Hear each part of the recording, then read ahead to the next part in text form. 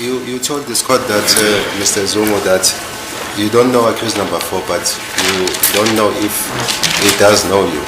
Wena ke ubufakazi bakho mnumzane Mzungu uthe ke wena awumazi umangalelo wesine lo kodwa ke awazi ukuthi mhlawumbe yena uyakwazi na. That is correct. He instructs me to tell you that he doesn't know you at all. Uthi ke ummeli wakhe utshele ummeli wakhe umangalelo wesine ukuthi ke makakwazise ukuthi yena akakwazi inhlobo.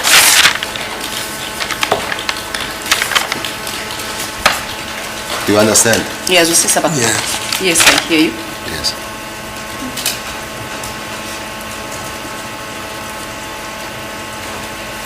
You told this court that the first time that you met Constable Zungu, it was around 2017, 2018. Uthe uqala kwakho ke ukuhlangana naye ke uConstable Zungu kwakuyiminyaka le 2017 2018 khona lapho. Yebo. Yes.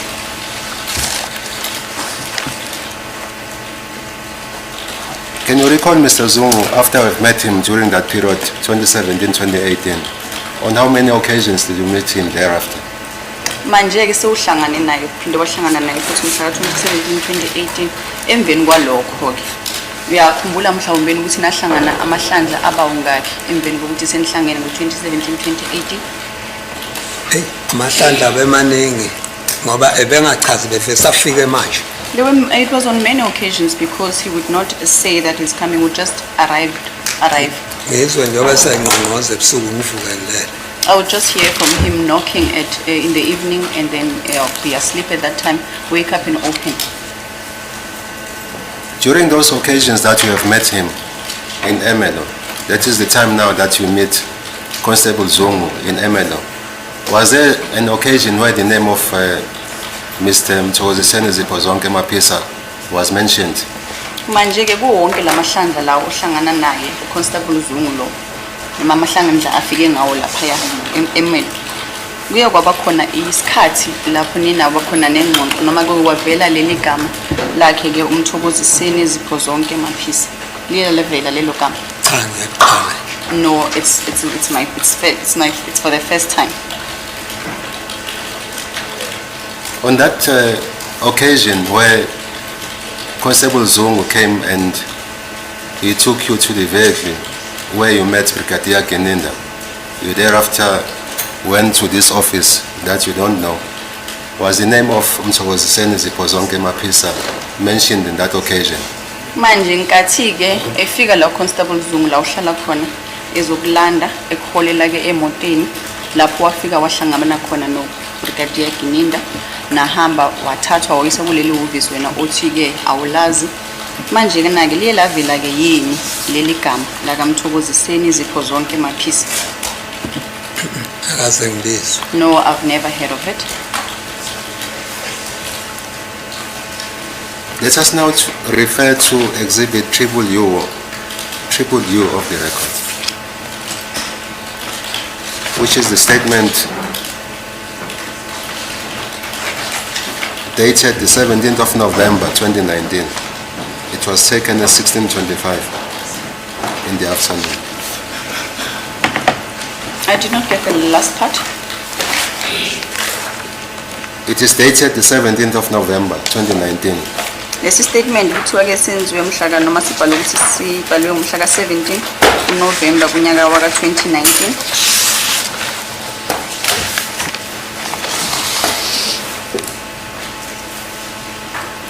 Mr. Zungu, is it correct that the 4 digits before the 4 digits of your identity number before the 082 number are 5595?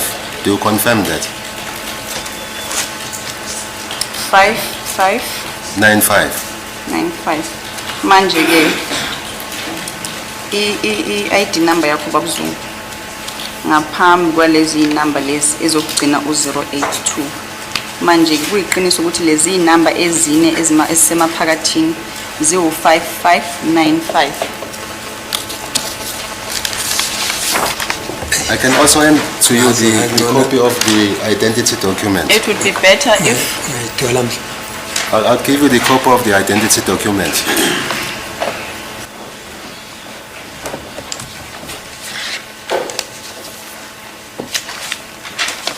Maybe it would be proper that I just read your identity number. Is it correct, Mr. Zungu, that your identity number reads as follows: 580214 5595082?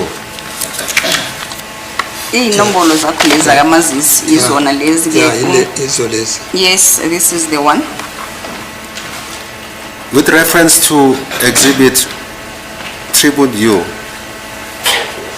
of the record, which is the statement that I have referred to.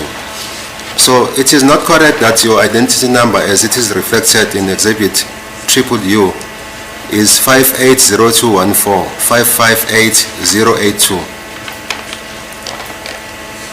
It's not? Is it correct, Mr. Zungu, that with reference to Exhibit Triple U, Yes. that is the identity number that is reflected there? Your identity number is not 580214 558082. Manje ke lesi sinesi statement la babunquma lo athe ke uthanda ukuthi sisibheke. Manje kulesi statement ke kuqukethwe iID number. Manje le ID number le uyayifunda ukuthi ke i580214 558082 ayifanani nale. Angiyazi shoda qinisile bese ayifanani. Yes, you are correct. They are not the same. I will leave that aspect for argument in relation to the contextual approach that was adopted by my colleague Advocate Ms.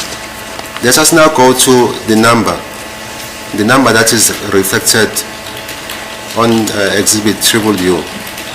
Your contact number ending 652, is that your number? Or is in which page, Mr. Ngumalo? The number ending 652, is it your On which contact number? page? On page 1 of Exhibit Triple U. Number le ebhalwe la inumber yocingo le number yakho. Yeah, kwakuyiye. Yes, it used to be my number.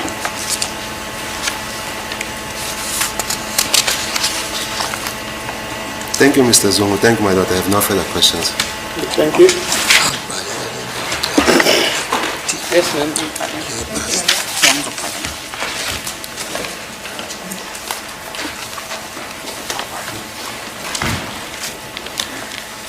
Mr. Zungu, at the time when you were firstly approached by your son, Constable Zungu, regarding this case, did you know accused number 5, Mr. Fisobuhle Ntuli?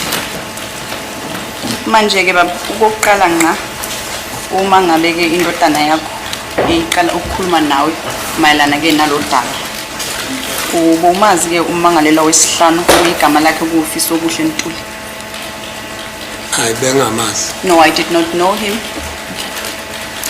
Did you have any knowledge about the people who killed Senzo Meyiwa? Unayo lini ulwazi noma ke imininingwane mayelana nabantu ke ukuthiwa babulale ke uSenzo Meyiwa? Bengenawo. No, I did not. Did you give any information to Brigadier Kininda about people who killed Senzo Meyiwa? Uye wanikezela yini uBrigadier Kininda imininingwane mayelana nabantu ababulala uSenzo Meyiwa? Akaze ngimnike. I never did that. Okay.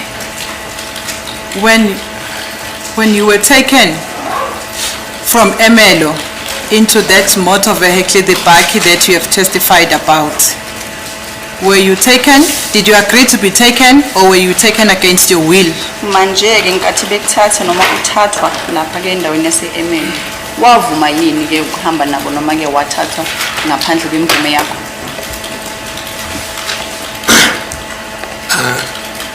Azange ngivuma ngithathwanga ngemvume yami ngoba akukho abangichaze bachaza nje lokho ofishane nami ngabahlonipha nje kanjalo ukuthi bethi akujikwe la ukuthi phela basebenza nalo ngithi ingane yami.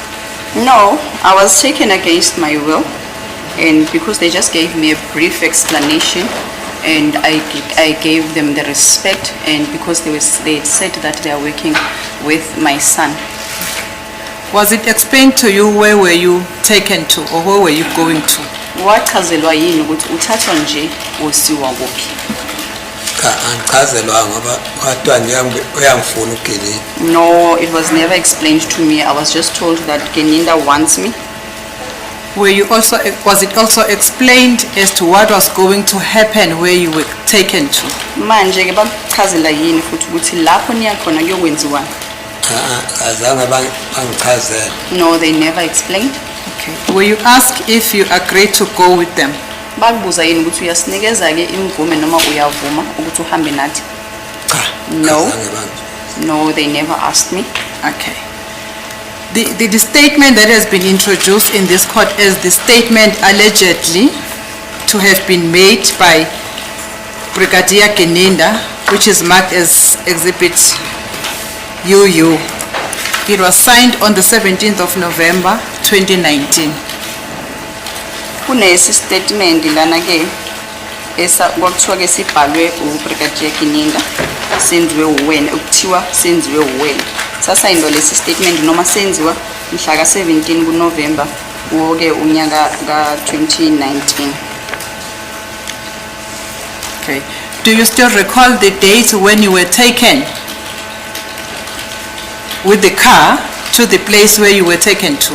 Usakhumbula yini ke ukuthi kwakuwunini noma suku kwakuwunini uma ngabe uthathwa uhanjiswa uyiswa la kule ndawo uthi wena wawungayazi? When you were taken with the car wherein you found a person who was introduced as Brigadier Geninda inside. Ngale nkathi uholelwa ke emotweni wafica ke umuntu owaziswa kuwena uthi uBrigadier Geninda. Yebo ngakhonjiswa. Yes, I was shown. Okay. Do you still remember when was that? Yeah, usakhumbula ukuthi kwakuwunini? Ukuthi ngizobhedela lapho nje angifuni ukuhamba manje. Okay.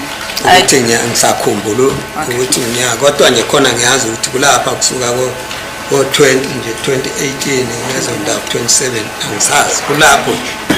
I'd be making a mistake if I was to say I still remember the date. However, all I can say it was just between those years 2018, 2019 there. Okay. Is there anything that you want to add from the evidence that you have testified about in this court? Ukhona yini ungathanda ke ukukongeza? Or you want to say, not to add, to say? Mhlambe kukhona yini othanda ukukusho ukho konke lokho sokushilo? Ukhona yini ongathanda ukukusho? Yebo khona. Yes, there is. Yes. Yebo baba. Ngakhuluma baba. Cha.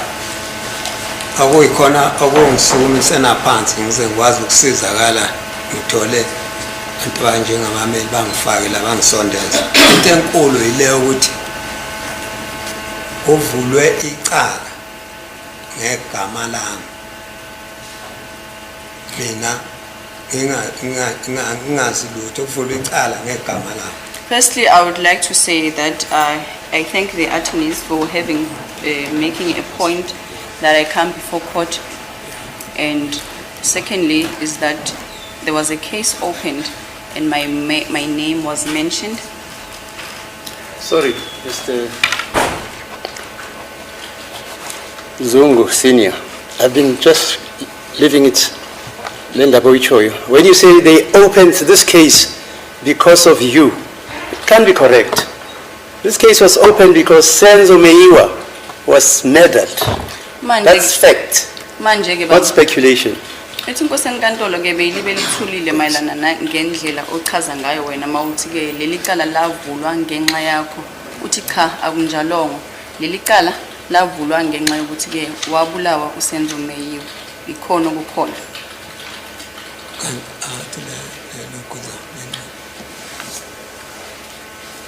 Khuluma nganakho akuvulwanga ngegama lami. Referring to this document, my lord, was my name not mentioned in this document?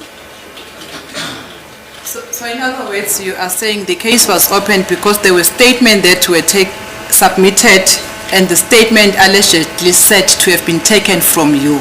That's what we are trying to say. Ozama ukukusho wena noma ozama ukubeka lapha phambi kwenkundla mnumzane Zungu ukuthi ke lavulwa leli cala bese kwathiwa ke kukhona istatement esithathwe kuwe yiloko ozama ukuchaza. Yebo ilokho nje ngizwa negama lami limenyezwa la. Yes. Kodwa mina ngazi lutho. Yes, that is what I'm trying to explain, and furthermore, that my name was mentioned in this case, where else I know nothing. Okay, continue. Angazange ngibizwe mina zange ngaziswa ukuthi kunecala khona umuntu okhuluma ngecala lakhe enkantolo kanti vese lento serious icala lalomuntu washona ngithi umeyi kodwa kukhulunywa ngegama lami ngisho la enkantolo yakhuluma uGininda akhuluma ngegama lami akhuluma izinto ezingixakayo. My lord, what I'm saying is that when this matter started, I was never called to come and testify here.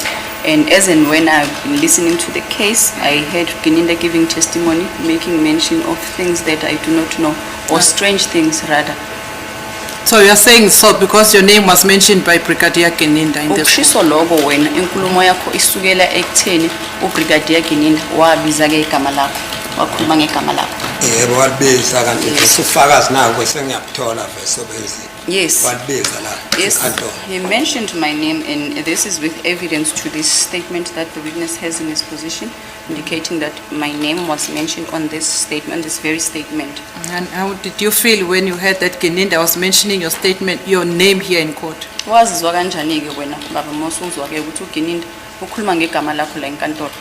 Ikho lokhu ke okungisukumisa phansi engubonile ukuthi kuyingozi uGininda ukhuluma ngegama lami akakhulumi futhi kahle ukhuluma ngokuchitheka kwegazi mayisho kanje. That's why I was bothered and with the fact that Gininda is mentioning my name, and it's dangerous, not in a good way. So he's mentioning this my name in a dangerous way. Ukhuluma ngokuthi ukhuluma amazwi akhe asusa kimi ukuthi lokho akukhuluma uGininda kubhlungu ememeza ngame court ngenye indlela umemezela ukuthi laba abantu babeboshiwe nje kuliwe balwe nami ngithi balwe akusukulwa futhi nami ngeke kuzofa abantu abaningi yabona abantu behlukene kanjani umemeza izigodi ngegodi ngaphandle kwalo ongaba amahlabathi lo umemezela ngegama lami emphakathini ngenye indlela uGininda vese ngegama lami ubhebhezela udlame. I was very hurt with what Gininda said before this court, mentioning my name in such a serious matter. And furthermore, to say that whatever that he said, the witness has pointed to the directions or the direction of the accused doc, saying that these are different people from different villages or areas in the homelands, except for this one that is seated on the far left from Mahlabathini. And Gininda, what he did by mentioning my name, he was inciting violence in a sense that people would die. Not only these accused will fight amongst themselves or fight with me or think that I'm the one that implicated them, but he's also inciting violence. Was it true what was said by Gininda in this court?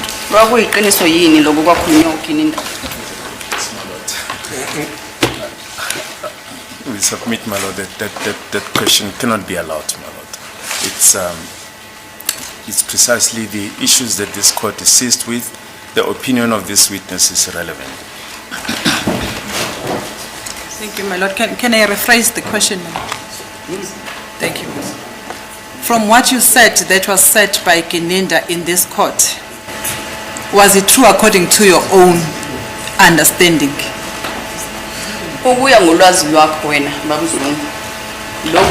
can you comment on what was said by Gininda in this court?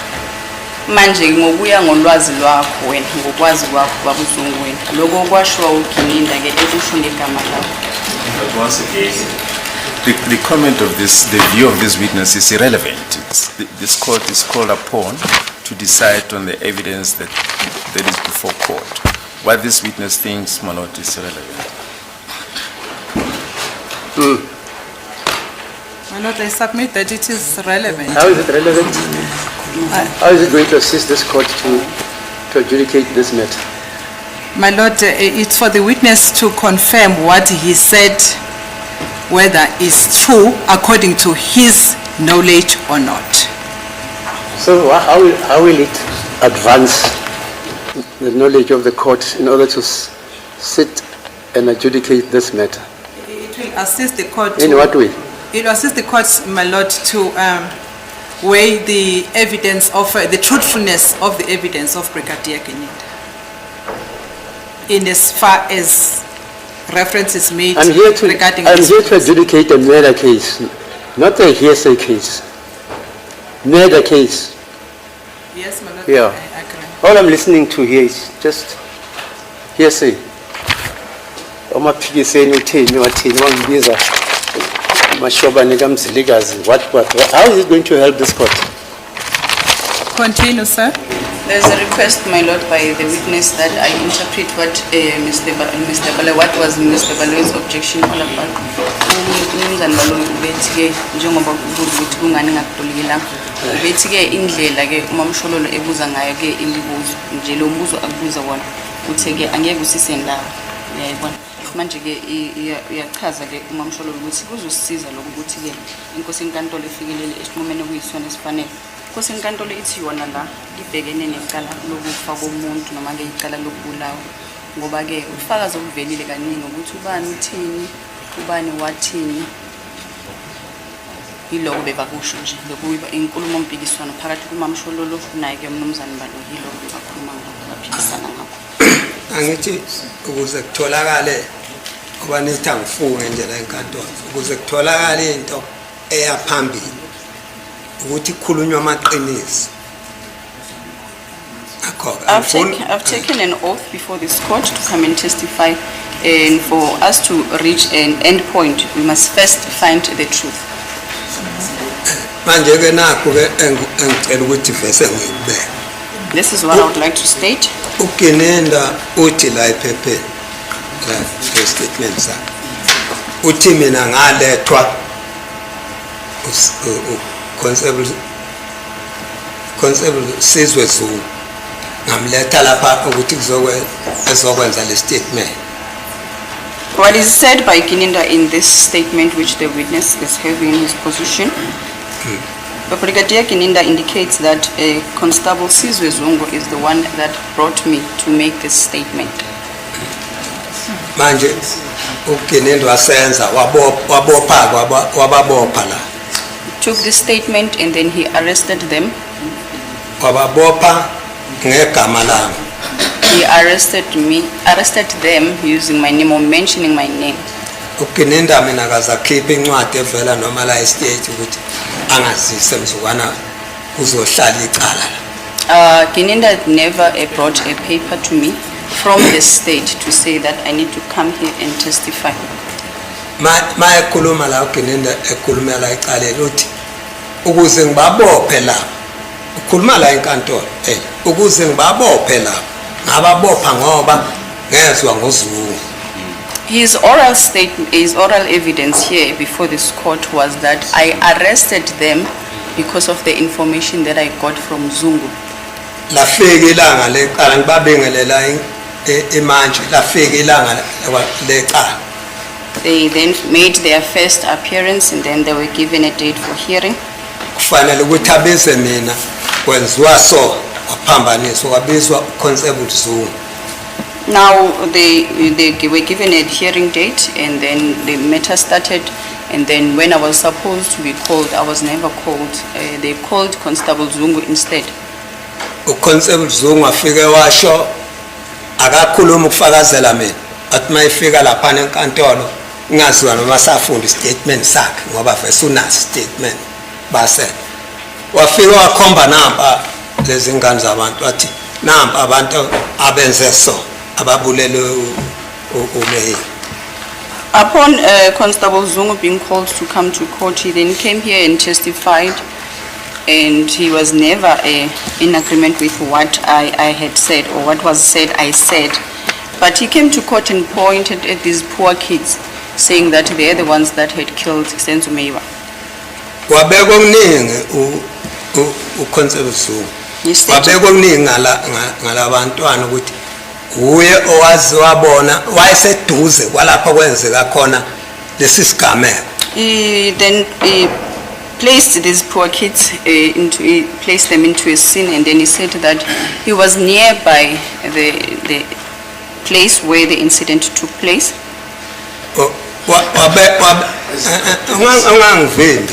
I'm sorry, my lord, but counsel for accused number 1, Advocate Nisi, led this witness. I don't know if counsel now is re-leading the witness as she's now asking the witness to tell in his own words what happened, or is she cross-examining the witness? If maybe she can clarify, is she cross-examining the witness or is she leading the witness afresh?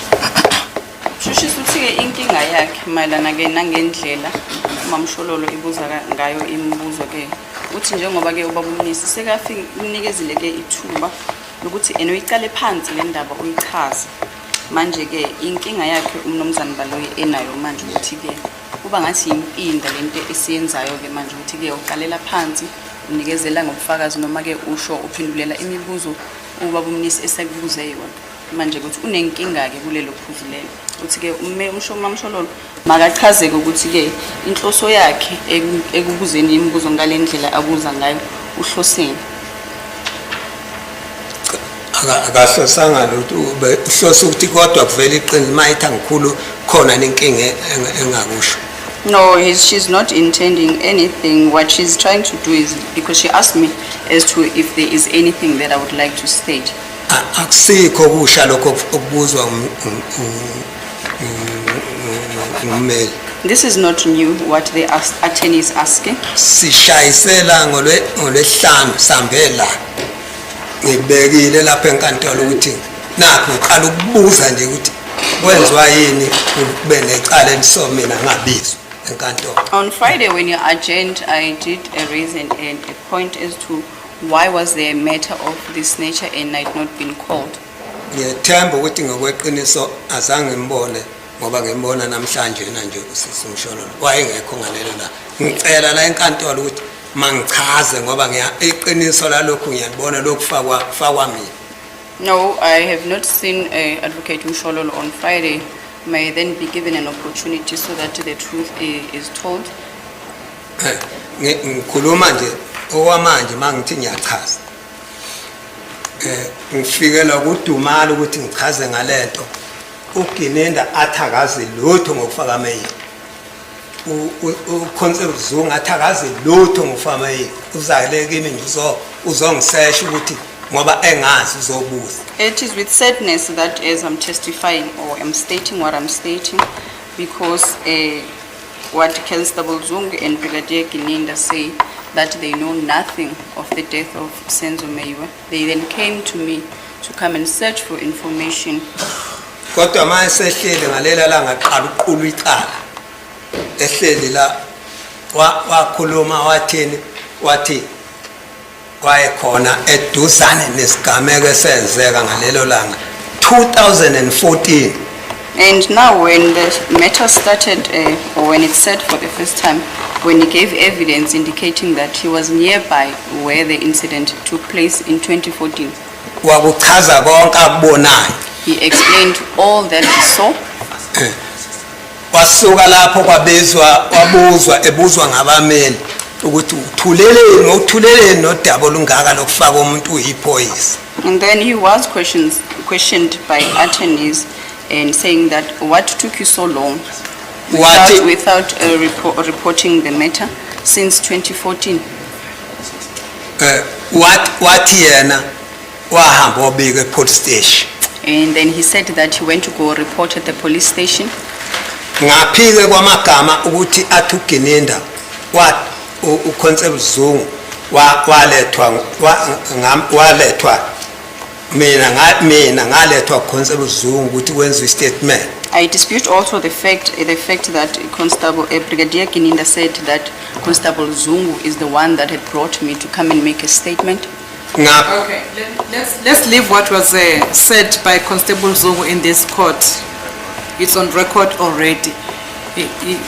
You can say if there is anything that you want to say according to your personal knowledge, not about what was said by Constable Zungu. Mnumzane Zungu, lokho uZungu, uConstable Zungu asekushilo sekukhona la enkantolo uqoshiwe futhi kubhaliwe phansi angithi So manje umele uthi yaqala ke wena ukuthi ke makuwukuthi kukhona wena ofuna ukukusho kodwa ke ngaphandle kokuthi ke uConstable Zungu wafika wathini uConstable Brigadier wafika wathini wena okwakho uthanda ukuthi ukusho.